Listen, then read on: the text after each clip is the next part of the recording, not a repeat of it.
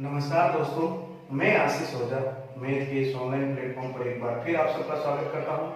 जैसा कि हमने पिछले पार्टों में क्लास 12 से एक्सरसाइज 4 को कर रहे थे, आज हम न्यू एक्सरसाइज में स्टार्ट कर रहे हैं एक्सरसाइज 5, जिसका नाम है व्युत्क्रमणीय आव्यूह एंड रैखिक समीकरण, inverse of matrix and linear equation.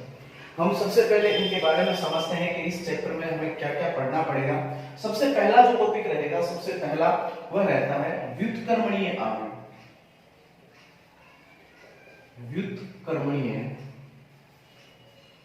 आव्यूह, नॉन सिंगुलर मैट्रिक्स।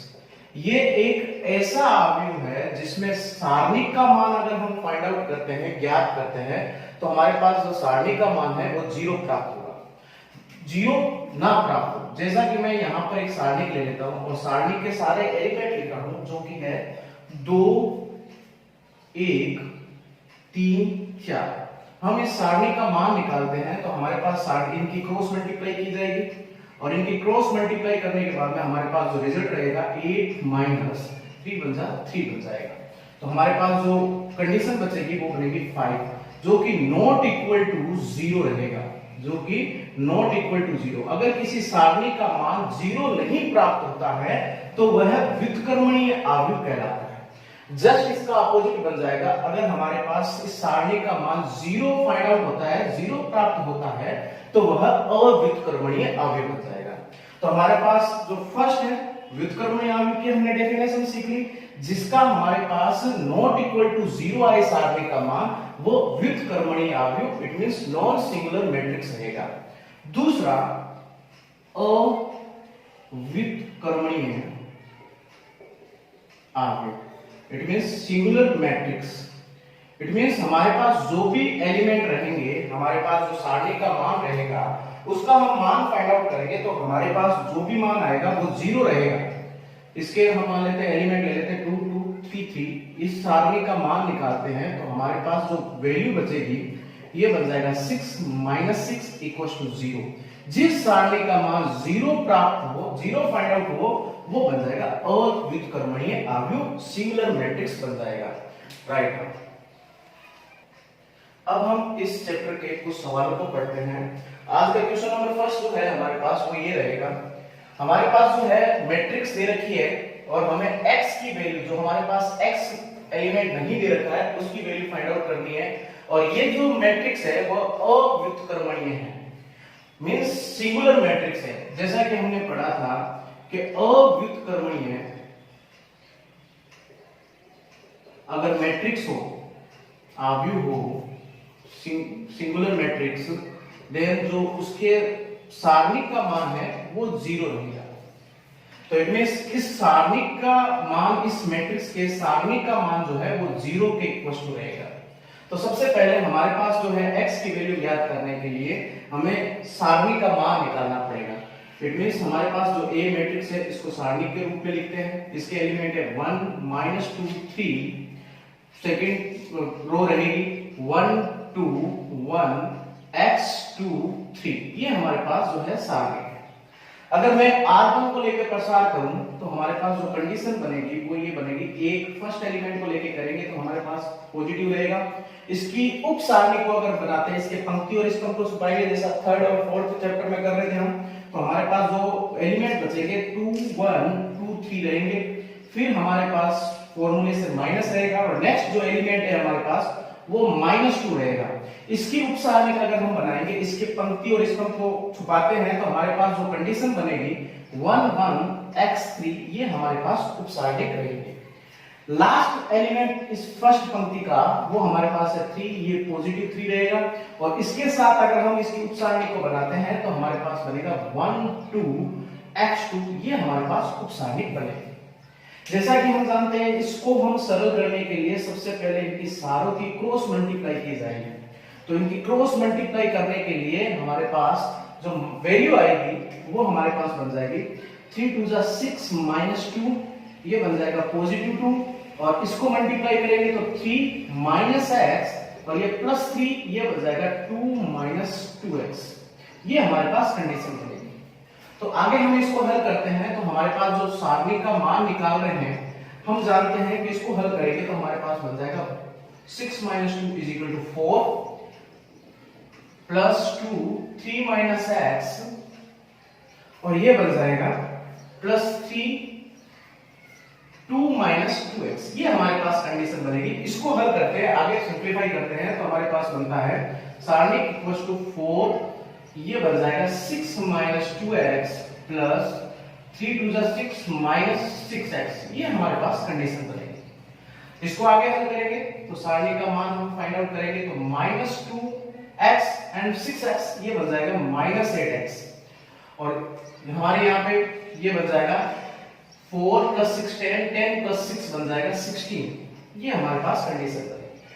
तो इसको हम इक्वेशन नंबर फर्स्ट बना सकते हैं। अब हम जानते हैं कि हमारी जो सारणिक है, जो हमें मैट्रिक्स दे रखी थी, वह अव्युत्क्रमणीय मैट्रिक्स है, सिंगुलर मैट्रिक्स है। देन हम जानते हैं इसकी जो है हमने डेफिनेशन सीख रखी है, इसकी सारणी का मान इक्वल टू 0 में रखा जाएगा। इट मींस ये जो वैल्यू है वो इक्वल टू 0 के रूप में लिखी जाएगी। तो हमारे पास बन जाएगा minus 8x equal to minus 16, minus से माइनस कैंसिल आउट हो जाएगा, तो ये 16 डिवाइड बाई 8, तो x की वैल्यू, x का एलिमेंट जो बचेगा हमारे पास वो 2 बन जाएगा। ये हमारे पास क्वेश्चन नंबर फर्स्ट का x की वैल्यू रहेगी, आंसर रहेगा राइट डाउन। अब हम चलते हैं क्वेश्चन नंबर सेकंड की तरफ।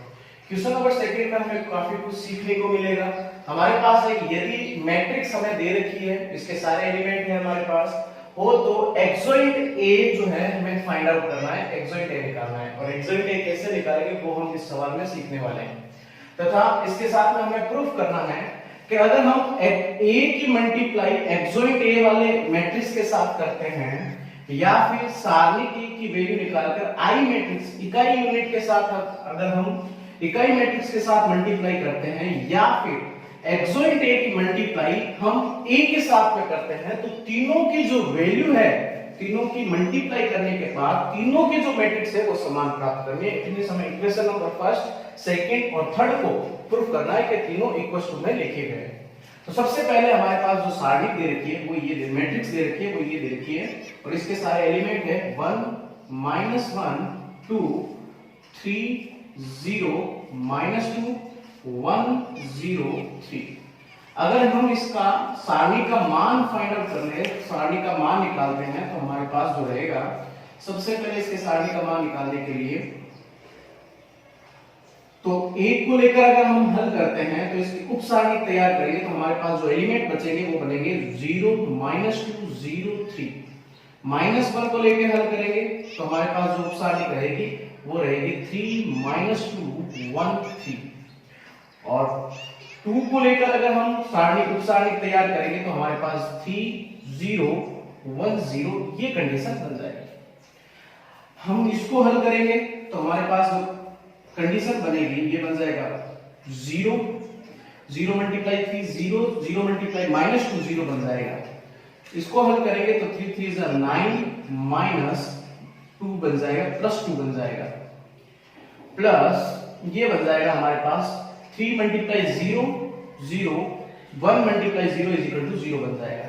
तो इसको आगे हल करते हैं तो हमारे पास जो कंडीशन बनेगी, सारणी का मान जो निकलेगा 0 + 11 + 0, देन सारणी का मान जो रहेगा वो बन जाएगा 11। ये हमारे पास सारणी का मान फाइंड आउट हुआ है, ये सारणी का मान। अगर हम पहली कंडीशन अगर फाइंड आउट करते हैं तो सबसे पहले हमारे पास जो रहता है, हम इसकी वैल्यू ज्ञात करते हैं, सारणी के मल्टीप्लाई बाई आई का मीन I3 का मीन यहाँ पे रहेगा इकाई आव्यूह यूनिट मैट्रिक्स रहेगा और वो 3 पंक्ति में 3 स्तंभ के रूप में लिखा जाएगा। जैसा कि हम जानते हैं कि हमारे पास अगर जो सारणी का मान आया है वो आया 11 और इकाई मैट्रिक्स हमारे पास रहेगी 1 0 0 0 1 0 0 0 1। ये हमारे पास इकाई आव्यूह रहता है। इनकी मल्टीप्लाई करने पर हमारे पास जो कंडीशन बनेगी वो ये बनने वाली है 11 0 0 0 11 0 0 0 11। ये हमारे पास इक्वेशन नंबर फर्स्ट प्राप्त होगी। तो हमारे पास जो हमें तीनों इक्वेशन निकालनी है उसमें से सबसे पहले जो हमने इक्वेशन निकाली है वो ये निकाली है। दोबारा समझते हैं, सबसे पहले हमने क्या किया, जो हमारे पास मैट्रिक्स दे रखी थी उसका सारणिक रूप निकाला, और सारणी का मान हमने लास्ट सवाल में सीखा था। तो सारणी का मान हमने R1 को लेकर इसका प्रसार किया, तो R1 को लेकर प्रसार करेंगे तो हमें पता है कि ये हमारे पास बनेगा, इस 1 को लेकर हल किया, -1 को लेकर हल किया और 2 को लेकर 2 को लेकर हल किया, तो हमारे पास जो सारणी का मान प्राप्त हुआ वो 11 प्राप्त हुआ, 11 प्राप्त हुआ। फिर अगर हम इसको पहले लेते हैं तो सारणिक मल्टीप्लाई यूनिट मैट्रिक्स, इसको लिखा हमने और मल्टीप्लाई की और इक्वेशन नंबर हमारे पास फर्स्ट प्राप्त हुई। तो ये हमारे जो है फर्स्ट इक्वेशन बनेगी। इसी प्रकार अगर हम आगे चलते हैं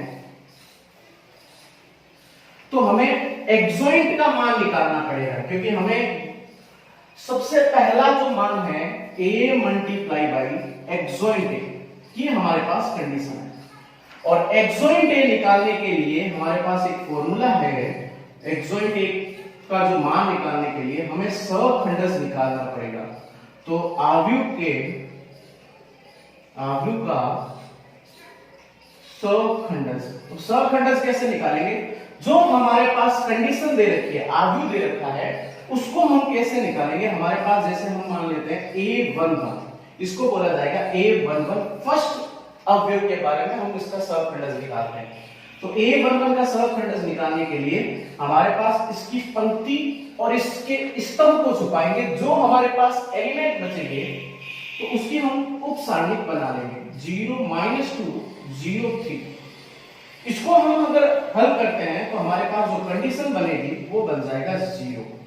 तो हम देखते हैं हमारे पास सहखंडज बनाने के लिए f11 को शो करवाएंगे, और हमें यहां पर ये देखना है, यहां पे ये फॉर्मूले की तरह काम करेगा, यहां पे 1 + 1 पावर के रूप में लिखा जाएगा। और हम जानते हैं कि इसकी जो पावर है वो सम बन जाएगी, और जिसकी पावर सम हो वो पॉजिटिव के रूप में और जिसकी पावर विषम हो वो नेगेटिव के रूप में लिखा जाएगा। लेकिन हमारे पास जो वैल्यू प्राप्त हुई है वो 0 है, तो इसमें सम या विषम का कोई रोल नहीं रहेगा। तो ये हमारे पास फर्स्ट सहखंडज का मान प्राप्त हुआ है, f11 का मान प्राप्त हुआ है, वो 0 प्राप्त होगा। अब हम दूसरा सहखंडज अगर निकालते हैं a12 का, तो हम जानते हैं a12 का हम किस अवयव को लेकर हम करेंगे, तो इसकी पंक्ति और इसके स्तंभ को छुपाएंगे, तो हमारे पास जो एलिमेंट बचेंगे वो बनने वाले हैं 3 -2 1 3 बन जाएगा। इसको हल करेंगे तो हमारे पास बन जाएगा, ये बन जाएगा 3 3 9 एंड पॉजिटिव बन जाएगा 2। अब हमें पता है इसको हम f12 के रूप में लिखेंगे, एवं यहाँ पे -1 और जो यहाँ पे हमारे पास बेस में जो वैल्यू है उसको हम पावर के रूप में शो करवाएंगे, और हमारे पास ये बन जाएगा 11। अब हम अच्छी तरीके से जानते हैं इसकी विषम घातांक बन जाएगी, और विषम घातांक का जो मान है वो -11 बन जाएगा। तो हमारे फर्स्ट जो सेकंड जो सहखंडज प्राप्त हुआ है f22, उसका मान प्राप्त हुआ है -11। तो फर्स्ट का मान हमारे पास प्राप्त हुआ है 0, दूसरे का मान हमारे पास प्राप्त हुआ है -11। इसी प्रकार तीसरा सहखंडज निकालेंगे a13।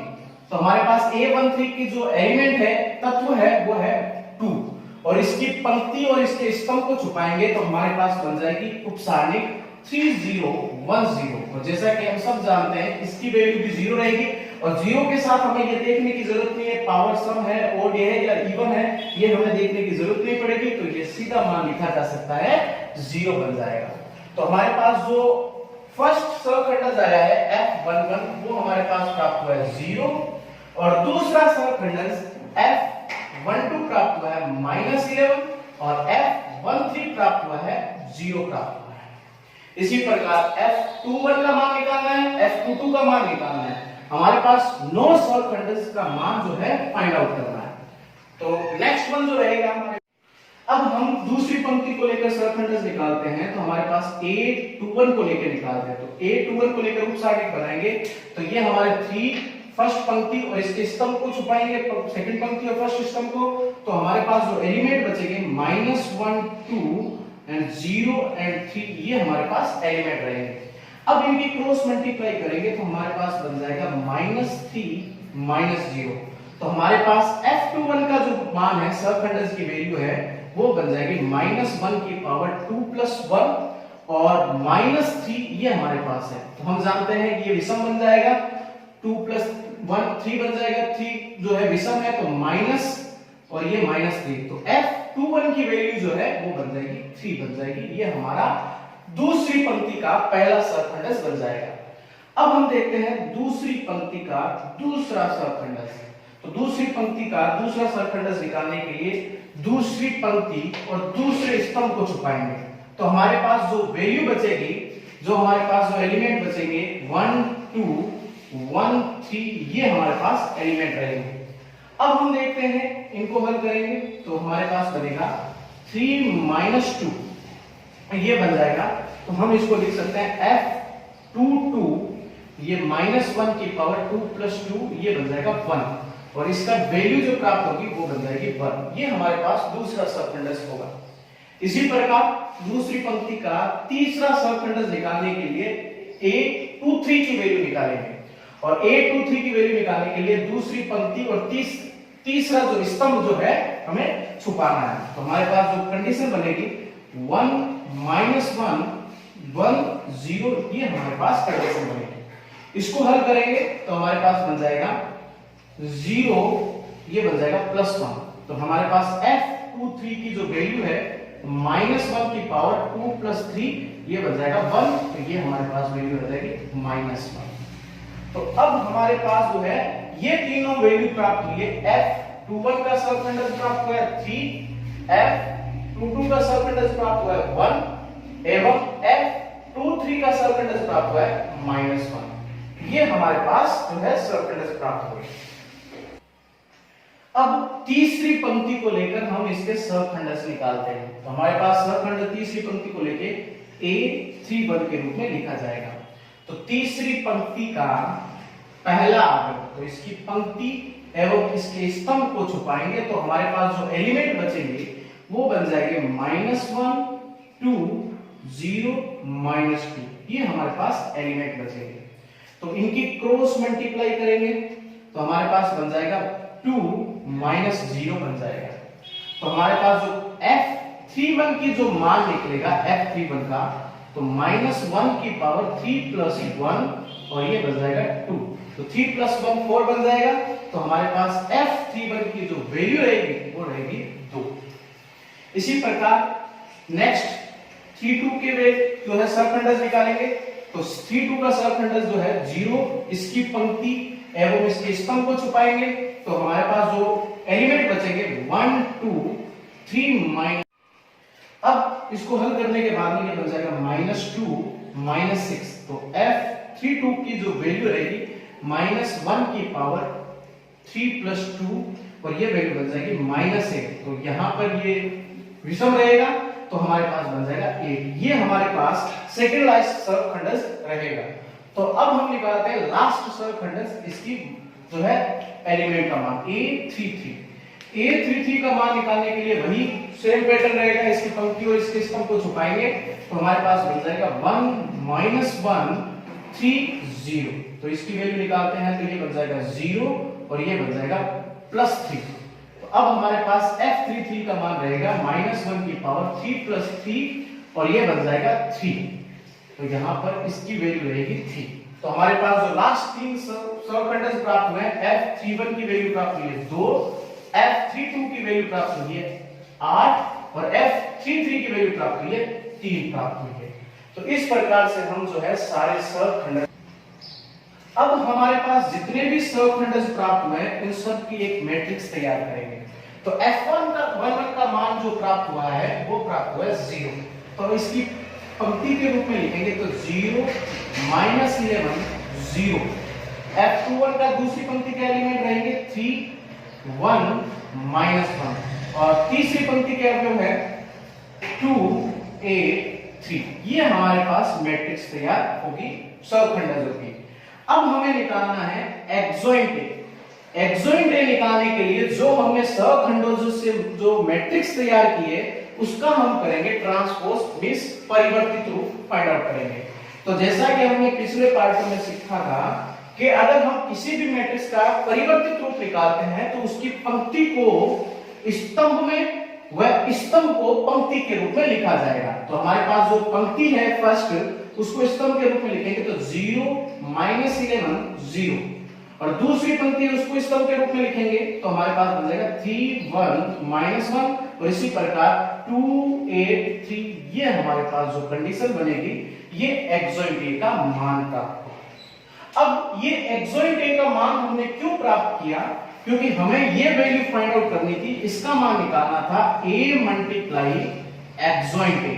तो एक्सोइंट ए निकालने के लिए हमने जो है सरफेस निकाले थे। तो अब हम जानते हैं कि इन दोनों की मल्टीप्लाई करने के लिए हमारे पास जो है ए सारणिक होनी जरूरी है, ए मैट्रिक्स होनी जरूरी है, और एक्सोइंट ए की मैट्रिक्स होनी जरूरी है। हमारे पास ए की जो वैल्यू है मल्टीप्लाई करने के लिए, ए की जो मैट्रिक्स है वो हमारे पास है, इसके एलिमेंट है 1 -1 2 3 0 -2, और तीसरी पंक्ति है 1 0 3। ये हमारे पास पंक्ति रहेगी। और एक्सोइंट ए की हमने जस्ट निकाली थी, ये मैट्रिक्स हमारे पास है 0 -11 0 3 1 -1 2 8 3। ये हमारे पास दूसरी जो है मैट्रिक्स है। अब इन दोनों मैट्रिक्स की मल्टीप्लाई करने के लिए हमने एक्सरसाइज 3 में सीखा था किसी भी दो मैट्रिक्स की आपस में मल्टीप्लाई कैसे करते हैं। पहली पंक्ति को लेंगे और पहले स्तंभ के सभी अवयवों के साथ मल्टीप्लाई करेंगे। फॉर एग्जांपल 1 × 0, तो ये बन जाएगा 0 बन जाएगा। फिर -1 × -11, तो ये बन जाएगा 11, प्लस 2 × 0, तो ये बन जाएगा 0। उसी प्रकार पहली पंक्ति के दूसरे स्तंभ के सभी अवयवों के साथ मल्टीप्लाई करेंगे। देन 1 × 3 = 3, प्लस -1 × +1, तो ये बन जाएगा 1, 2 × -2 1, ये बन जाएगा 2 बन जाएगा -2। और पहली पंक्ति की तीसरे स्तंभ के साथ मल्टीप्लाई करेंगे तो हमारे पास कंडीशन बनेगी 1 × 2 = 2, -1 × 8 -8, और 2 × 3 = +6 बन जाएगा। ये हमारे पास पहली पंक्ति के सारे एलिमेंट तैयार हो गए। उसी प्रकार हम चलेंगे, अब हम दूसरी पंक्ति को लेंगे और एक एक स्तंभ के साथ हल करेंगे। ये हमें समझना बहुत जरूरी रहेगा। तो हम दूसरी पंक्ति को हल करते हैं।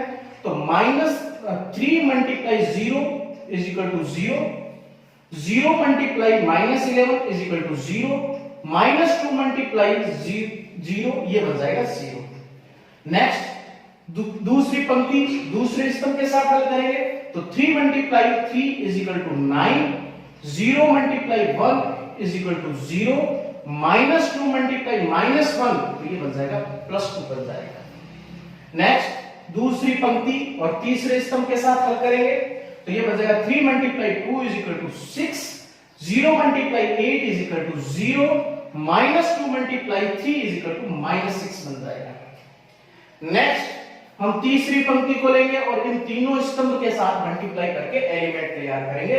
तो हमारे पास 1 × 0 = 0, 0 × -11 = 0, 3 × 0 = बन जाएगा 0। देन नेक्स्ट जो एलिमेंट बनेगा 1 × 3 = 3, 0 × 1 = 0, 3 × -1 = -3।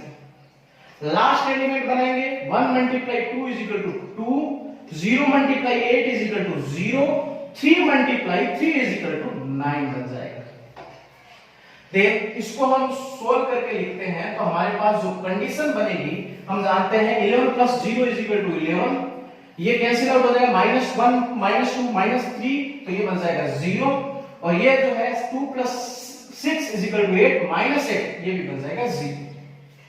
दूसरे को 0 + 0 = 0, 9 + 2 = 11, 6 - 6 ये कैंसिल आउट होकर बन जाएगा 0। इसी प्रकार 0 + 0 + 0 = 0, 3 ये कैंसिल आउट होकर बन जाएगा 0, 9 + 2 = बन जाएगा 11। अब याद कीजिए कि हमने जो इक्वेशन नंबर फर्स्ट बनाई थी, इसका मान हमारे पास जो है यही मैट्रिक्स प्राप्त हुई थी, और हमने a मल्टीप्लाई एडजॉइंट a का मान निकाला था, तो भी हमारे पास यही मैट्रिक्स प्राप्त हुई है। तो हम ये कह सकते हैं कि दोनों इक्वेशन बराबर है।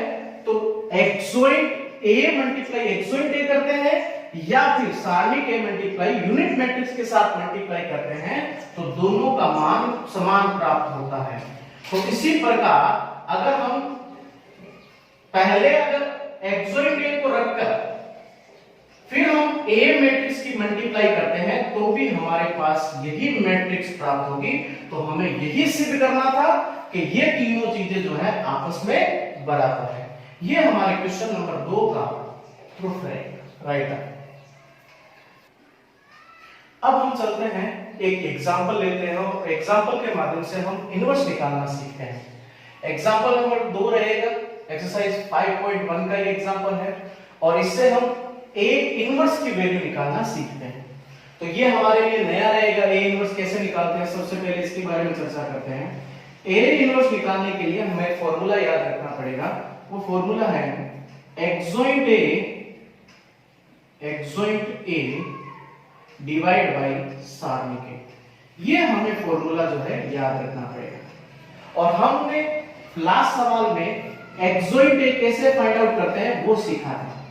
और सारणी के हमें जो मैट्रिक्स दे रखी है उस सारणी का मान निकालना है। तो एक्सोइंट A निकालने के लिए ध्यान में रहे, सबसे पहले हमें सारणी का मान निकालना है। सारणी का मान पहले क्यों निकालना है? यदि हमारे सारणी का मान अगर 0 प्राप्त हो जाए तो हमें उस क्वेश्चन को आगे हल नहीं करना है, क्योंकि अगर हमारे पास ये मान 0 प्राप्त हो जाएगा तो हम 0 का डिवाइड करेंगे, तो हम किसी भी नेचुरल नंबर में 0 का डिवाइड करते हैं तो वो इनफाइनाइट अपरिभाषित वैल्यू आ जाती है। तो हम ये लिख सकते हैं A इनवर्स की वैल्यू जो है मान ज्ञात करना संभव नहीं है या अपरिभाषित है, अनडिफाइंड है। तो इसीलिए हम पहले सारणी का मान निकालेंगे और सारणी का मान निकालने के लिए जो हमारे पास जो एलिमेंट है उसको एक सारणी के रूप में लिखेंगे। तो ये हमारे पास एलिमेंट है और इसकी सारणी निकालने के लिए हम सब जानते हैं कि क्रॉस मल्टीप्लाई की जाएगी। तो ये बन जाएगा cos स्क्वायर थीटा, माइनस फॉर्मूले से लगेगा साइन साइन मल्टीप्लाई साइन और माइनस है तो ये बन जाएगा प्लस और ये बन जाएगा साइन स्क्वायर थीटा। और सभी बच्चे अच्छी तरीके से जानते हैं sine square theta plus cos square theta ये बन जाएगा 1। देन हम ये लिख सकते हैं सारणी का मान नॉट इक्वल टू 0 है, तो हम इसका एक्सोइंट A निकालकर A इनवर्स फाइंड आउट कर सकते हैं। तो अब हमें निकालना है एक्सोइंट A की वैल्यू निकालनी है। तो एक्सोइंट A का मान निकालने के लिए हम हल करते हैं, सहखंडज निकालेंगे इस सारणी के। तो सबसे पहला काम हम यहाँ पे लिख देते हैं सारणी का जो मान प्राप्त हुआ है वो -1 प्राप्त हुआ है, इसे इक्वेशन नंबर बना लेते हैं, 1 बना लेते हैं। अब हम निकालेंगे एक्सोइंट A11, इसके सहखंडज ज्ञात करेंगे। A11 ज्ञात करने के लिए जैसा कि मैंने कहा इसको लेंगे, फर्स्ट एलिमेंट को लेंगे, इसकी पंक्ति और स्तंभ को छुपाएंगे तो हमारे पास आएगा cos थीटा। और हम इसके सम और विषम को देखेंगे तो 1 + 1 बन जाएगा, जो है 2 बन जाएगा। तो ये हमारे पास पॉजिटिव ही रहेगा, तो ये हमारा पहला सहखंडज बन जाएगा। उसी प्रकार A12 की वैल्यू निकालेंगे तो इस पंक्ति और इस स्तंभ को छुपाएंगे तो माइनस साइन थीटा हमारे पास जो है सहखंडज बनेगा। तो अब हम देखते हैं हमारे पास जो मान है 1 2 ये बन जाएगा 3 बन जाएगा। तो 3 रहेंगे तो वापस नेगेटिव की मल्टीप्लाई होगी, माइनस की मल्टीप्लाई होगी, तो ये बन जाएगा साइन थीटा। ये हमारे पास दूसरा सहखंडज प्राप्त होगा। उसी प्रकार A21 की वैल्यू फाइंड आउट करते हैं। तो A21 इस पंक्ति और इसके स्तंभ को छुपाएंगे तो हमारे पास बन जाएगा cos थीटा। तो जैसा कि हम जानते हैं cos थीटा 2 + 1 ये बन जाएगा, माइनस की मल्टीप्लाई करेंगे इसके साथ तो 2 1 के लिए हम देखते हैं कि हमारे पास ये पंक्ति और ये स्तंभ छुपेगा तो हमारे पास जो कंडीशन बनेगी इसकी पंक्ति और स्तंभ तो sin थीटा रहेगा। तो इसकी वैल्यू जो प्राप्त होगी वो बन जाएगी sin थीटा। तो अब हम देखते हैं कि ये 2 + 1 3 बन जाएगा, तो नेगेटिव की मल्टीप्लाई की जाएगी तो ये इसका एलिमेंट बन जाएगा -sin थीटा। उसी प्रकार हम लास्ट जो सहखंडज निकालेंगे A22, तो ये हमारे पास cos थीटा है, इसकी पंक्ति और इसके स्तंभ को छुपाएंगे तो हमारे पास जो एलिमेंट बचेगा वो बन जाएगा cos थीटा।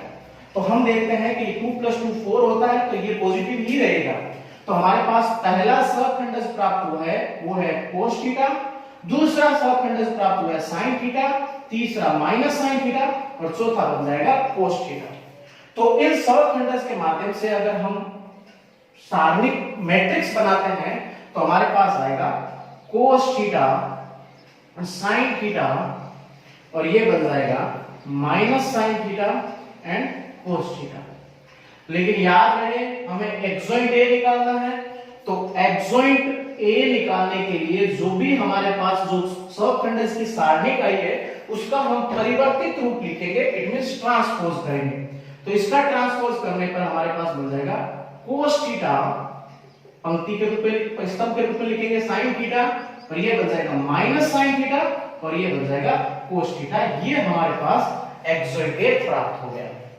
इसको इक्वेशन नंबर बना देते हैं 2 बना देते हैं। अब लास्ट स्टेप जो रहेगा हमारा जो टारगेट है वो यही है, हमें ए इनवर्स मतलब निकालना है, हमें ए की जो है इनवर्स का मान ज्ञात करना है और ए इनवर्स का मान का जो फॉर्मूला हमने पढ़ा था वो रहता है एक्सोइंट ए डिवाइड बाय सारणिक ए। तो हमने एक्सोइंट ए की सारणिक को फाइंड आउट कर लिया है, तो एक्सोइंट ए की जो मान है वो है सारणिक है cos theta minus sin theta sin theta तो ये बन जाएगा cos थीटा और डिवाइड बाय सारणिक है मींस 1 का डिवाइड होगा और 1 का डिवाइड होने के बावजूद ये हमारे पास सारणिक का जो इनवर्स का मान निकलेगा वो बन जाएगी सारणिक cos theta minus sin theta sin theta cos theta. ये हमारे एग्जांपल नंबर 2 से हमने इनवर्स निकालना सीखा है, राइट। अब हम इस चैप्टर से नेक्स्ट सवालों को नेक्स्ट पार्ट में करने वाले हैं और इन सवालों से अगर कोई भी डाउट हो तो आप कमेंट के माध्यम से पूछ सकते हो। अगर